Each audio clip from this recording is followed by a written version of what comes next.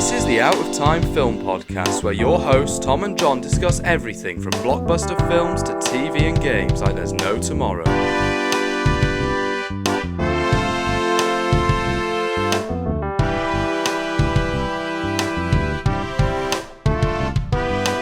Hello and welcome to the Out of Time Film Podcast. I'm Tom. I am John. And this week we are talking about Transformers 1. We have achieved peak, Tom. We have achieved really did. peak. Oh my god. This was electrifying to watch at the cinema. Afterwards, me and Tom, we were just over the moon, overjoyed, and amazed. I'm a huge fan of Transformers. I grew up watching the Transformers shows on Cartoon Network. I had the toys. I love the movies, but the movies are quite insane. I mean, with Michael Bay. And it's also funny, if you look in the opening of the movie, the production company is called Bayhem, yes. I think. And it was like, oh my god, it's Michael Bay. But there weren't any words to describe how I felt when I watched this movie. I had to process a lot of things in a great way, excellent way. And I was just like, oh my god, this just really reminds me of all the things that came to me when I grew up watching Transformers.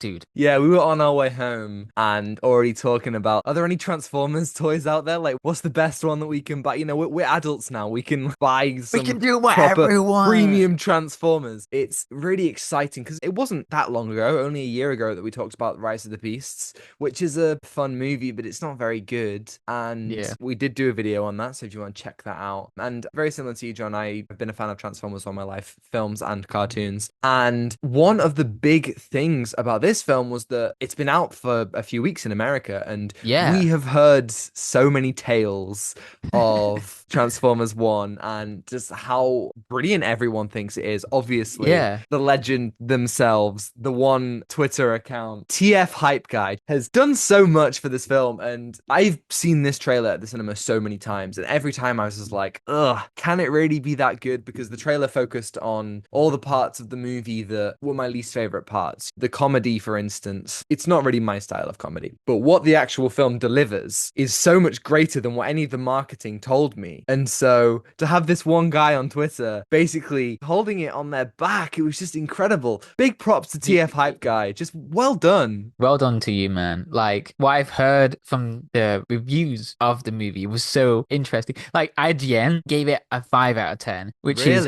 insane, because everybody was like, oh no. And then it started to roll out when people were saying, oh my god, it's actually peak. I got really excited for it. I was like, oh my god, Transformers. Some are good, some are bad. The Last Night, you know. That's the one that I haven't seen. One day, that's the one maybe. You haven't seen? I haven't seen it. Oh, dude, we should watch that and try to... I'll be like your therapist. They'll be like, here we go. Here's Anthony Hopkins. Don't know what he's doing. Just looking around, and then he gets killed by one of the bad guys. God, anyway, so TF1, you're a legend. You made me really excited. And then I couldn't believe why I watched. Yeah, I think that this is a franchise that kind of belongs in animation, and I do love what the films have done visually. Obviously, Michael Bay is an incredible visual filmmaker. It's some of the best CGI you will see just across the board, but you see this in animation, you just kind of go, we're home. This is just immaculate. It's an interesting one because if this was live action, I mean, how would you do that? I don't even know. It would be like the live action Lion King, right? It would just be entirely CGI, just done in a different style. I didn't think that the cinematography blew me away that much, but the animation was so astoundingly good. Oh my God, I cannot even begin to comprehend. Obviously, we spend the whole time on Cybertron, which is something that every Transformers fan has wanted to see on the big screen. Obviously, the opening scene of Bumblebee was great because it was all on Cybertron. We get to see the lower levels and the surface of Cybertron, and it all looks beautiful. I was just astounded by all the textures and all the colors, and even the designs of all the Transformers as well. We get to kind of see Transformers that we know and love, Optimus Prime and Megatron, as Orion Pax and D16, and so we kind of see them as prototype versions of the characters that we know and love, I guess. And even throughout the film, they kind of upgrade and we get a little bit more of the iconography, and it's really cool to see how they kind of go from a matte finish to a shiny finish. Oh, it's just so cool, man. It's so cool how they've become from working in the mines and then have the cores and then become who they are. Like, Pax becomes Optimus Prime, which was such a cool moment. We'll get into that. And I just love the animation action as well. There was just like some playful but imaginative feel to it. And when the film went to the darker side to it, it really kept it feel real in some sense. Because how do you balance the upbeat but also darker tones of Transformers? I mean, you kind of see that in Michael Bay's films as well. There is that playfulness, but then it's like chaotic. It's Bayhem. It's a It's mayhem, Transformer yeah. pissing on John Turturro. Oh my God. And there's Because some, why not? we'll get into those in the future. Maybe if you want to talk about John, Transformers more. don't make that promise. Don't make that. I can't do it. I can't do all the things. Your schedule. Oh my God, the schedule. It's gonna collapse. Yeah, I was really impressed how they balanced that. The dynamic between D16 and Brian Pax made this film so unforgettable. I love the chemistry between the voice acting, like it made it feel like Oh they my were God. the best as friends. And then the downfall of D16 was one of the highlights of the film. They really thought about the emotions with it, because in Transformers, they haven't really figured out the emotions that well. Bumblebee pissing on that guy in that movie, it's just like, how do you balance that with those guys becoming from friends to enemies? It's a timeless thing. Yeah, it's X-Men First Class, it's Wicked, it's a bunch of So timeless, brilliant man. stories about enemies. Wait, no, it's definitely not. I was going to say enemies to lovers. It's definitely not enemies to lovers. Enemies to lovers. Oh. It's almost like lovers to enemies. And what I love about this film is that you can see where those things come from throughout. You can see just enough differences between Orion Pax and D16. You see that D16 is constantly annoyed that Orion is getting him into trouble and that he's having to cover for him. And, Orion is super headstrong and makes all these rash decisions. But D16 wants to stay by the book, and he has this great respect for Sentinel Prime. Really, really fascinating stuff to see all of those seeds very, very early on that will then become, again, it's very Professor X and Magneto. It's very Alphabet and Galinda. But you wouldn't think that it would work so well in this setting. It's not the classic lore in many ways, but it really works. And who cares that it's not the lore, because it's a really powerful emotional story. And obviously it takes numerous elements from the lore. It's not like it's doing its own thing. But you're right, the Transformers films, they're always like, oh, how do we make it emotional? Let's put a human character in there. But you don't need that, really. Shia Like, LaBeouf, with his crazy name. What was the name? Sam Witwicky. Dude, do you remember Sam Witwicky? Sam And of Witwicky. course, Mark Wahlberg as... What was Mark Wahlberg's name? Cade. It's Cade. Cade Yeager. Oh my God, Cade Yeager. He's an inventor. What are these names? Okay, so there was some really badass ones. I mean, the Transformers, not the human characters. There weren't any badass human characters. I was thinking to myself, what are you on about?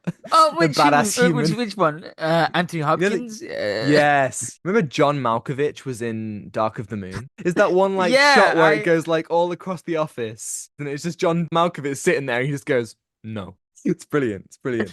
Oh my God. Maybe we should watch those films. Hold on.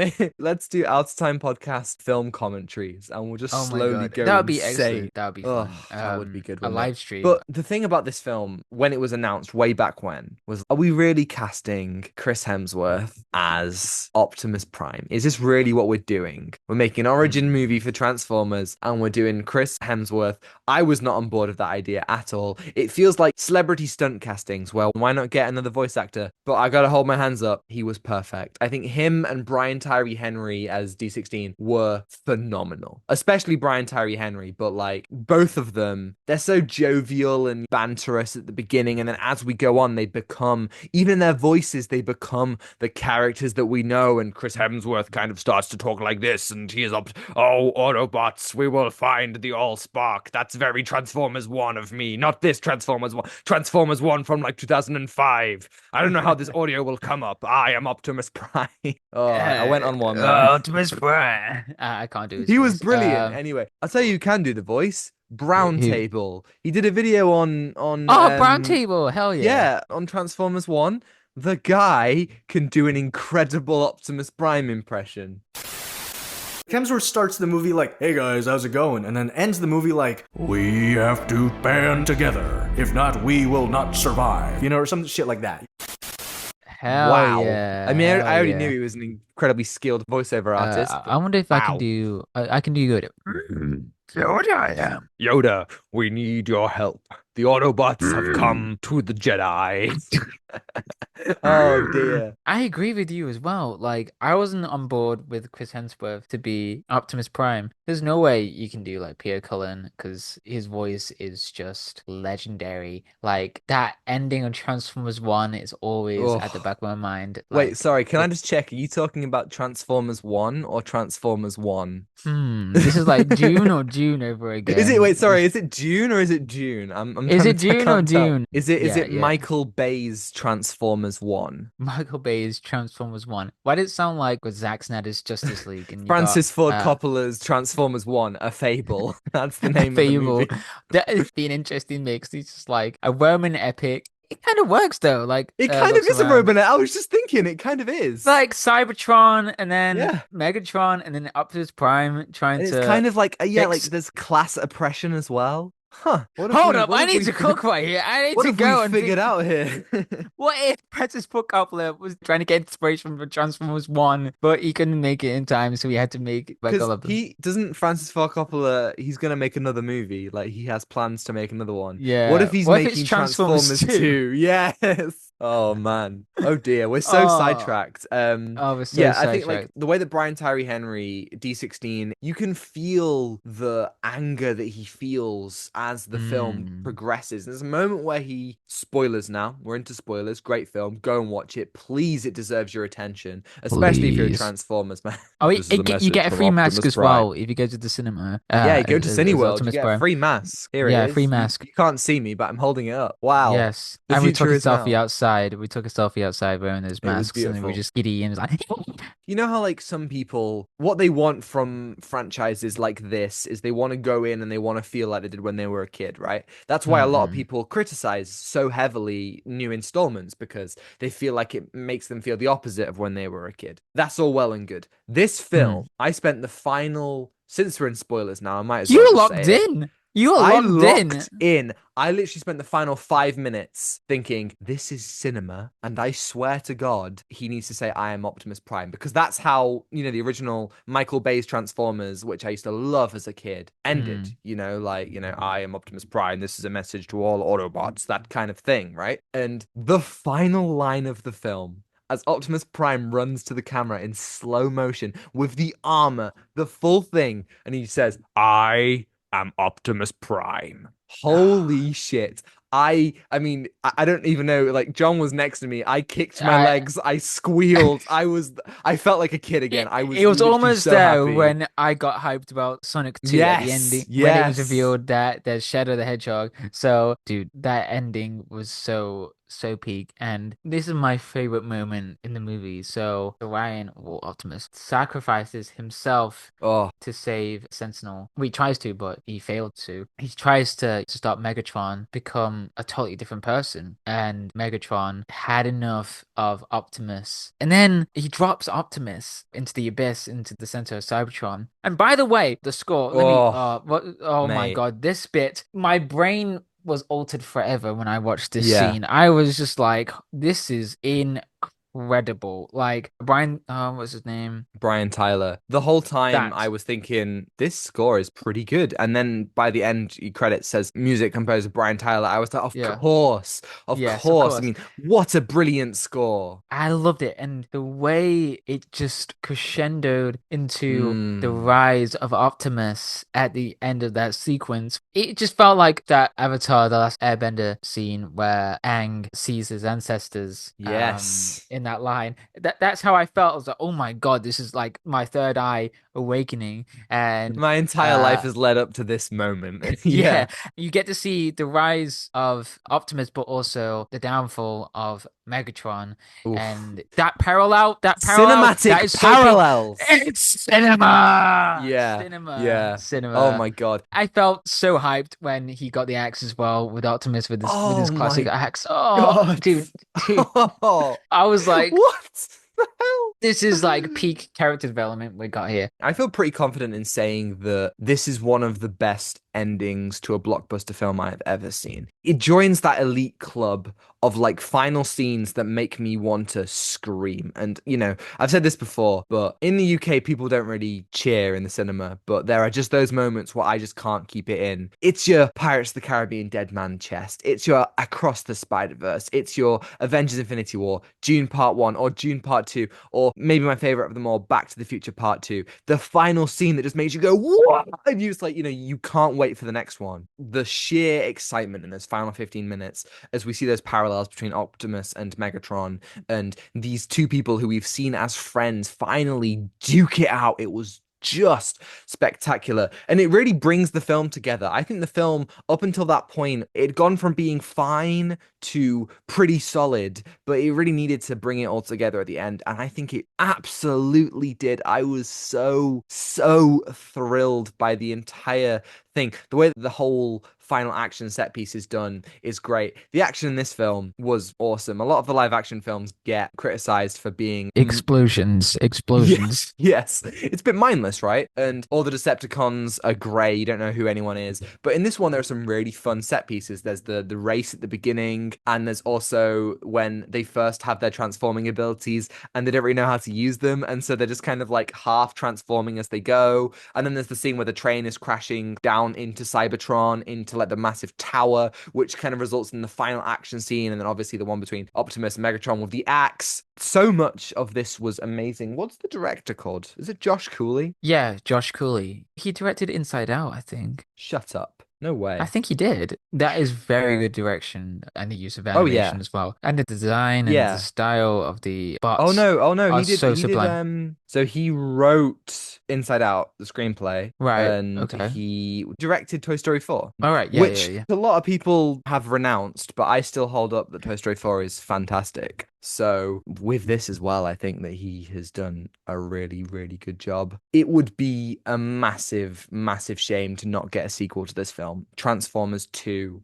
It feels inevitable Yeah. in the story because there's still so much to see, so much to go for. They build up these characters so well, and these specific iterations still have so much that we can explore through their drama and their dynamic. Like, they have become leaders, and that's brilliant, but like, what happens now? How will the actual Autobots and Decepticons form? That to me is really interesting, and I hope that this film does well enough at the cinema to make that sequel happen. Yeah, And there's a yeah. trilogy as well, right? I think it's envisioned as a trilogy, which is really exciting. 2 and 3.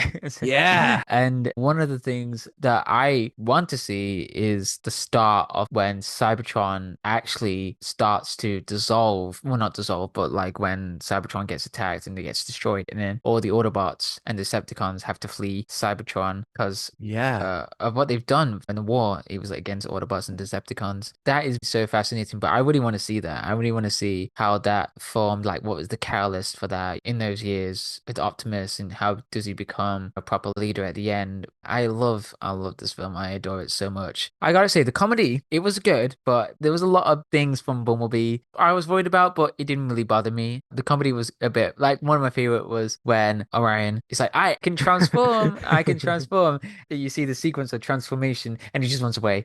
He just runs away from the security guards, like, I can transform. Yeah, excellent. That's like the first joke in the film, and that actually might be my favorite one. The comedy wasn't for me, and that's all right. You know, I'm glad it was more for you, but for me, it just kind of didn't really hit. And yeah, I feel like Bumblebee, I would have liked it for him to have a bit more of a stake in the narrative. The relationship between Optimus and Bumblebee as well, like how does it become stronger? I think that's something that would be really great to include in the sequel. Keegan-Michael Key is a great actor and a really good voice actor as well. And I just think it's a bit of a nothing role, really. If anything, it's a bit annoying. And so I think I'd rather we get a little bit more substance from him as we move forward, much like with Optimus and Megatron, rather than him just being like, whoa, guys, I've got sword hands the whole time. And it's like, you know, the whole badassatron thing. Like, it's cute, but he didn't really do anything for me. Like, maybe if he had a bit more of an emotional side to his character, I would have felt more for him. But Yeah. I didn't really think much of him. But on the other hand, there were some, I mean, Oh, great moments, yeah. I really loved John Hamm as Sentinel Prime. I mean, he was perfect. The way that he is this showman, but also this person who has actually basically enslaved all of the Transformers. And we also have Laruence Fishburne as Alpha Trion. I loved him and his voice. Obviously, it's Laruence Fishburne. We know he's got a great voice for anything. And so, you know, to use him for the voiceovers, but also as like this kind of wisdom figure, this mentor. We also have Scarlett Johansson as Alita, who doesn't get a lot to do. Her casting actually is kind of what I feared Chris Hemsworth would be. She felt like she was there just because she's a name. She didn't really do anything for me. But then you got Steve Buscemi as bloody Starscream, and that was just delightful. And so it really was hit or miss with the voices, but when it hit, like again, Brian Tyree Henry, my God, what a performance. My God, he does excellent voice acting. He was Mouse's dad, wasn't he, in Spider-Verse? Yeah. I love the message of the movie. There was that spark. Spark? What was the quote? No, yeah, it was the quote Alpha Trion said, and it was great. I don't remember it. You don't remember it? Does he say, "You are Transformers 1"? Is that what he says? Oh my God, you're Transformers 2. What? Well, no, there was a quote. It was a fantastic quote to like sum up about how Optimus becomes, well, Optimus Prime. I thought it was excellent. Whoever has the quote, please. But anyway, yes, this movie, please go see the movie. It is peak. Yeah. Oh, yes. Man. Again, it feels like every time we do something animation, I'm just like, God, we're so lucky to have some brilliant, brilliant things in this medium. I hope that, anyone who isn't sure about this film, I really hope you do go and see it because everyone's already said it, but it is fantastic. So Transformers 1, what are you going to give it out of 10? I'm feeling like an 8 or 9. There's some really fantastic things in this movie that I absolutely love. So I'm gonna go with an 8 or 9. Yeah, I think I'm gonna go 8. I think the ending, 10. 10 out of 10, baby. 10 out of 10. As a whole package, 8. I think it was great. Thank you everybody for listening. If you're listening on YouTube and you enjoyed it, you can like and subscribe if you want to see more. And if you're listening on Apple or Spotify, you can follow and give us a 5-star review if you think we're worthy. And John, next week, you thought it couldn't get any better than Transformers 1. That was a lie. We are doing Venom: The Last Dance. Yeah. Venom. Oh my God. I wonder if Eminem's gonna come back and do the soundtrack and be like Venom 3, like Venom. Oh my God. And you can send us an email at outstinefilmpod@gmail.com. We're recording next Saturday, so let us know your thoughts on Venom: The Last Dance by then, and we'll answer it right here on the podcast next week. Yes, and you can follow us on Instagram at outstinefilmpod to see our incredible thumbnails from Zain Afzal, on Twitter for more thoughts from Tom and me, and TikTok to see edited clips, which are all also on Instagram Reels and YouTube Shorts. You can find links to that all in the description below. Thanks to Jones-Meyer for the excellent theme and Ronan Phillips for vocals as always. And I think that's everything. If you're still here, please watch. I am Optimus Prime. I'm Optimus Prime. I Autobots, can't do the voice. Autobots. roll out. I can't do Roll the voice out. either, but I'm just committing to it. This has been such an unhinged video. I can't wait for this to ride the tails of the Rings of Power video. From Rings of Power to this, it'll be like, we're doing Transformers 1, I guess. Yeah. Take what you're given. Give nothing back. Bye. Goodbye.